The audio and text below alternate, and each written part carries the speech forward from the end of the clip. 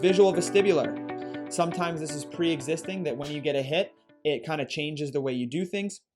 Sometimes it's as a result of the injury itself. And most of the time, this will require some more advanced rehab. But what can you do on your own? Exposure. Exposure. So, the key to everything in life is exposure.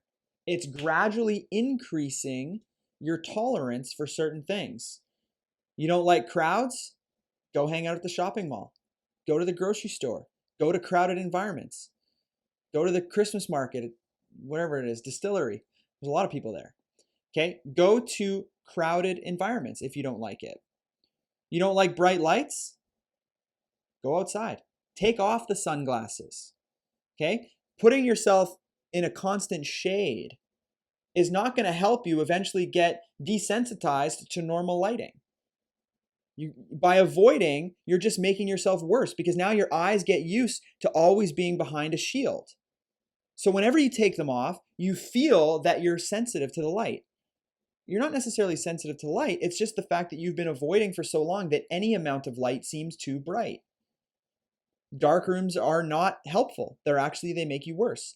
Sunglasses have been shown that people who wear sunglasses in the first few months after their injury to avoid light end up with light sensitivity years later.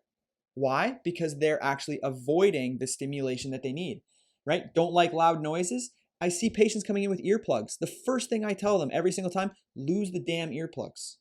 Get rid of them. The sooner you do it, the better off you'll be. Get used to normal everyday noise. And before you know it, you'll say, wow, this doesn't bother me anymore. But initially it may be uncomfortable. You may be like, oh, I just can't, I have to do this. If you keep doing that, you're hiding. You're just hiding from the issue. Treatment is exposure. Okay? Short term, it can suck. And that's the thing. Most good things for you suck in the short term.